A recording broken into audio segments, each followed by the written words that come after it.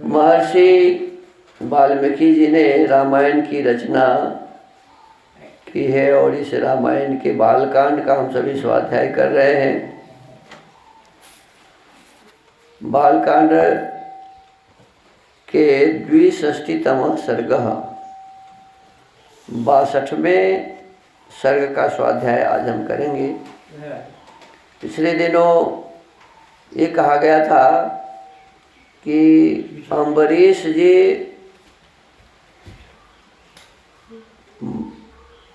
पशु खोजने के लिए, कौन पशु?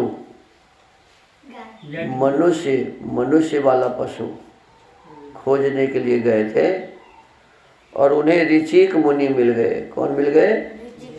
और ऋचिक मुनि को उन्होंने कहा कि सारे जगह खोज के मैं आ गया, मुझे यज्ञ के लिए पशु नहीं मिला, आपके जो पुत्र हैं उसमें से मुझे एक दे दीजिए। तो ऋचिक मुनि बोले कि भाई ये मैं बड़ा पुत्र तो आपको नहीं दे सकता, क्योंकि मुझे ये बहुत प्रिय है। और उनकी पत्नी बोली कि भाई छोटा पुत्र जो मेरा है उसे मैं नहीं दे सकती, कि प्रत्येक माता को छोटा पुत्र ज़्यादा प्रिय होता है।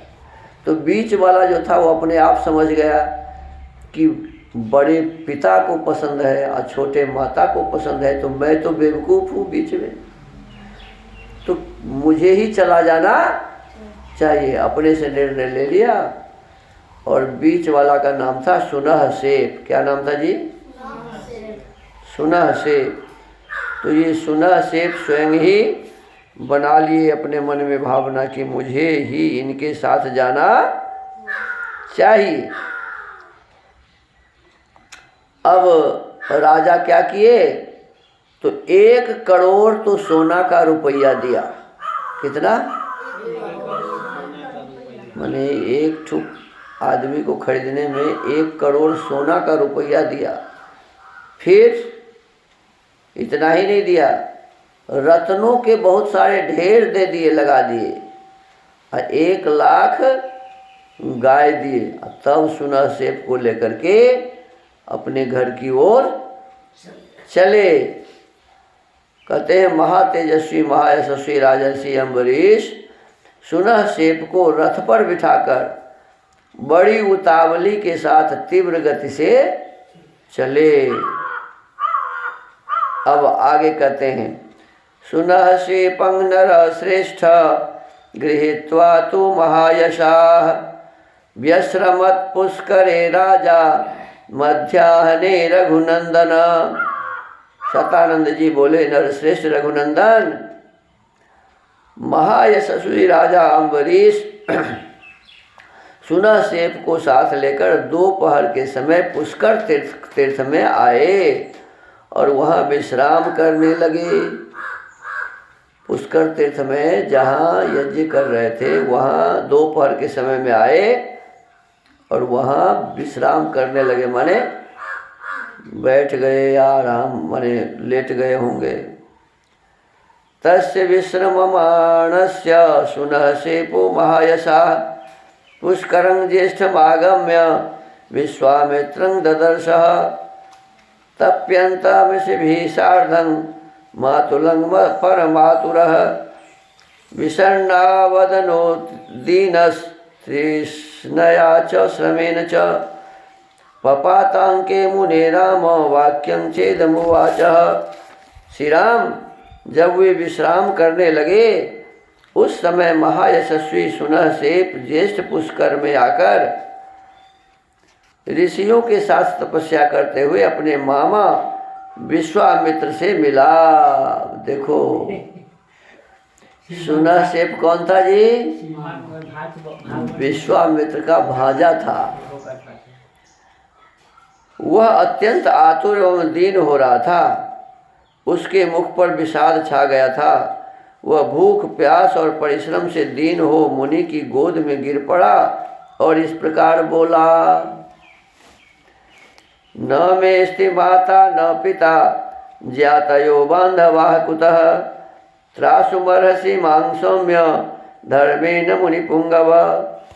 सौम्य मुनिपुंगव, न मेरे माता हैं न पिता, फिर भाई बंधु कहाँ से हो सकते हैं? मैं असहाय हूँ, अतः आप ही धर्म के द्वारा मेरी रक्षा कीजिए। थे वो उनके कौन? मामा जी। अब कहते हैं कि मेरे कोई है ही नहीं, क्योंकि माँ बाप छोड़ दिया तो और दूसरा कौन होगा? कहते हैं न माता पिता है ही नहीं तो फिर भाई बंधु कहाँ से होगा? त्राता त्वं ही नरश्रेष्ठ सर्वेषां त्वं ही भावनः राजा च कृतकार्यः स्यादहं दीर्घायुरव्ययः स्वर्गलोकमुपासनीयां तपस्तप्त्वा ह्यनुत्तमम्। नरश्रेष्ठ, आप सबके रक्षक तथा अभीष्ट वस्तु की प्राप्ति कराने वाले हैं। ये राजा अम्बरीश कृतार्थ हो जाएं और मैं भी विकार रहित दीर्घायु होकर सर्वोत्तम तपस्या करके स्वर्ग लोक प्राप्त कर लूँ, ऐसी कृपा कीजिए। कहा कि उनकी भी बात हो जानी चाहिए पूरी। किनकी? राजा अम्बरीश की। अब मैं भी मारा न जाऊं, मैं भी मारा न जाऊं दीर्घायु होकर। क्या कहा? दीर्घायु माने बहुत लंबे समय तक जीवित रहकर तपस्या, सर्वोत्तम तपस्या करके स्वर्ग को प्राप्त करूं, ऐसी मुझ पर कृपा कीजिए। स मे नाथो ह्यनाथस्य भवभव्येन चेतसा पितेव पुत्रं धर्मात्मं त्रातुमर्हसि किल विषात्। धर्मात्मन, आप अपने निर्मल चित्त से मुझ अनाथ के नाथ और सहाय के संरक्षक हो जाएं। जैसे पिता अपने पुत्र की रक्षा करता है, उसी प्रकार आप मुझे इस पाप मूलक विपत्ति से बचाइए। मैंने पता था कि हमको मारेगा, काट के यज्ञ में डालेगा, तो कहते हैं इस पाप मूलक विपत्ति से मुझे बचा लीजिए। तस्य तद्वचनं श्रुत्वा विश्वामित्रो महातपाः सांत्वयित्वा बहुविधं पुत्रानिदमुवाचः। सुनहसेब की यह बात सुनकर महातपस्वी विश्वामित्र उसे नाना प्रकार से सांत्वना दे अपने पुत्रों से इस प्रकार बोले। यत्कृते पितरः पुत्रान् जनयन्ति शुभार्थिनः परलोक हितार्थाय तस्य कालोऽयमागतः। बच्चों, मैंने अपने बेटे को, किनको? 4 बेटा ना जन्म लिया था बाद में, तो कहते अपने बच्चों को कहा, बच्चों, शुभ की अभिलाषा रखने वाले पिता जिस पारलौकिक हित के उद्देश्य से पुत्रों को जन्म देते हैं, उसकी पूर्ति का यह समय आ गया है। जिस काम के लिए पिता अपने बेटे को जन्म देते हैं, वह काम, वह समय आ गया है। क्या आ गया है? अयं मुनिसुतो बालो मत्तः शरणमिच्छति अस्य जीवित मात्रेण प्रियं कुरुत पुत्र का। पुत्रों, यह बालक मुनि कुमार मुझसे अपनी रक्षा चाहता है। अपने बेटा को क्या कहा कि यह जो लड़का है, वो कौन मुनि थे? ऋचिक मुनि के जो बेटे हैं सुनहसेब, ये चाहता है कि मैं मरूं नहीं, मेरी रक्षा हो जाए। तो ये मुझसे अपनी रक्षा चाहता है। तुम लोग अपना जीवन मात्र देकर इसका प्रिय करो। अब कहते हैं कि तुम बलिदान हो जाओ, तुम उस यज्ञ में बकरे जैसे बलि पड़ जाओ और इसको बचा लो। अब देखो, सर्वे सुकृत कर्माणः सर्वे धर्मपरायणाः पशुभूता नरेन्द्रस्य तृप्तिमग्नेः प्रयच्छत। तुम सब के सब पुण्यात्मा और धर्मपरायण हो, अतः राजा के यज्ञ में पशु बनकर अग्निदेव को तृप्ति प्रदान करो। अब देखो, अरे बात तो यही हुआ ना। अरे उधर की विपत्ति अब इधर पड़ने वाली है। वो भी अपने बेटा को दान दे दिया रुपया के लोभ में, ऋचिक मुनि और उनकी पत्नी। और अब ये उनको बचाने के लिए अपने बेटा का बलिदान देना चाहते हैं। नाथ वंश सुनसेपो यज्ञश्चा विघ्नतो भवेत् देवतास्तर्पिताश्च स्युर् मम चापे कृतं वचः।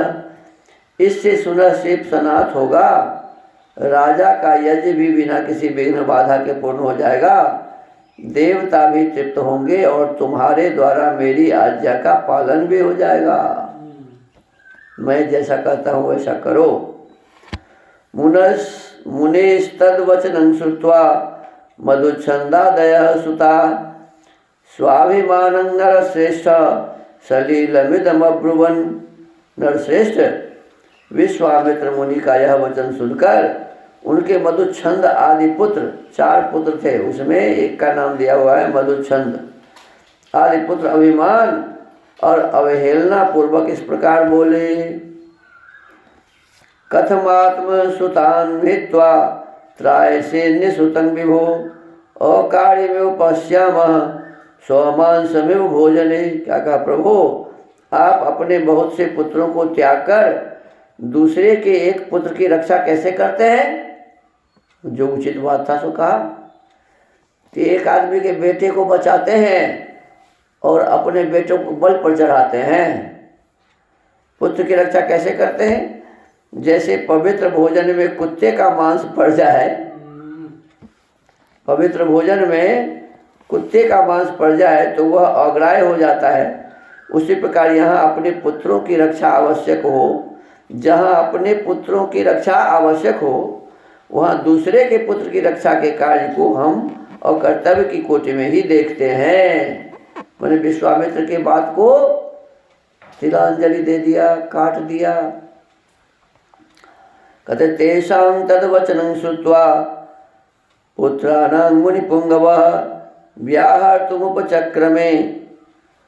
तेषां तद्वचनं श्रुत्वा पुत्राणां मुनिपुंगवः क्रोध संरक्त नयनो व्याहर्तुमुपचक्रमे।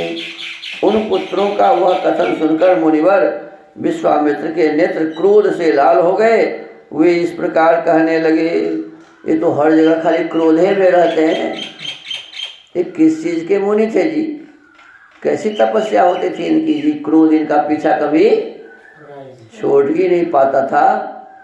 देखो, ये पुस्तक लिखने वाले चाहे कोई भी लिखा हो, हमारे ऋषियों मुनियों और विद्वानों को बदनाम किया है इन लोगों ने। कहीं अहल्या को बदनाम किया, कहीं इंद्र को बदनाम किया। अब देखो, अब ये विश्वामित्र को खाली क्रोधी बता रहा है। जब तब खाली ये क्रोधे करते हैं, और कितना भी दिन तपस्या करते हैं तब भी क्रोध होता ही है। तो भाई क्या चीज़ की तपस्या करते हैं आप? कोई गलत बात तो बेटा बोल नहीं रहा है। अब बताओ, वो ऋषि को बताया कि उसकी माता पिता के ऊपर में अंगुली उठ गई कि नहीं? ऋषि और उनकी पत्नी सुनसेप की माँ और बाप दोनों बेवकूफ हुए ना जी। हैं? बताओ, कोई ऋषि मुनि विद्वान अपने बेटे को, चाहे मझला हो, चाहे सजला हो, चाहे बड़ा हो, चाहे छोटा हो, उसको क्या कहते हैं, रुपया के लोभ में बेच देगा क्या? और जो बेचेगा वो फिर ऋषि कैसे कहेगा जी? हाँ, बेचते हैं लोग। कौन लोग बेचता है? जो अत्यंत ही चांडाल होता है, निकृष्ट होता है, जिसको समझ नहीं है, ऐसे लोग बेचते हैं। ऐसे लोग ऐसा करते हैं। जो समझदार होंगे, जो विद्वान होंगे, जिनको ऋषि कहा जा रहा है, जिन्हें मुनि कहा जा रहा है, ऐसे व्यक्ति को क्रोधी बताया जा रहा है, ऐसे व्यक्ति को बेटा का बेचने वाला बताया जा रहा है लोभ में। ये सभी बातें हमारे विद्वानों के ऊपर, ऋषियों के ऊपर कलंक जैसा है। और ये ऐसा लिखने वाले स्वयं कलंकी रहे होंगे, समझ लो। ऐसा ये वाल्मीकि जी का लिखा हुआ नहीं है। ये लोगों ने अपने हिसाब से खिस्सा बनाने के लिए कुछ जोड़ जाड़ दिया है। तो हमको आपको ऐसे ही समझना चाहिए। अपने विद्वानों को बदनाम करने वाली बातें हमें नहीं करनी चाहिए। हमारे विद्वान ऐसे नहीं थे, हमारे ऋषि मुनि ऐसे नहीं थे। वो तो महाविद्वान और बहुत ही श्रेष्ठ लोग थे। और ऐसे श्रेष्ठ जनों को कभी क्रोधी बताया जा रहा है, कभी कामी बताया जा रहा है, कभी कुछ बताया जा रहा है, कभी कुछ बताया जा रहा है। तो हमारे विद्वानों को इस पर विचार करना चाहिए और अपने इतिहास में लगे हुए कलंक को धोने का प्रयास करना चाहिए। कहना चाहिए कि भाई ये हमारे विद्वानों के द्वारा लिखा हुआ नहीं है। ये जब यहाँ म्लेच्छों का राज्य था ना, नास्तिकों का राज्य था, उस जमाने में संस्कृत जानने वाले जो कुछ बेहुदे लोग थे, गलत व्यक्ति थे, जो हमारे संस्कृति को खराब करना चाहते थे, वैसे लोगों ने इसमें ऐसे कहानी बना बना के घुसाया हुआ है। सच्चाई ये नहीं है कि इंद्र चोर थे। बताओ, एक तरफ कहते हैं इंद्र अपने इंद्रियों का मालिक जो होता है वो, और दूसरे तरफ उसे चोर बताते हैं। एक तरफ में उसे कामी बताते हैं कि अहल्या के साथ वो भ्रष्टाचार किया। ये सभी हम लोग अव्यवस्थित बातें हैं और इस पर विचार करके इसे हमें छोड़ना चाहिए।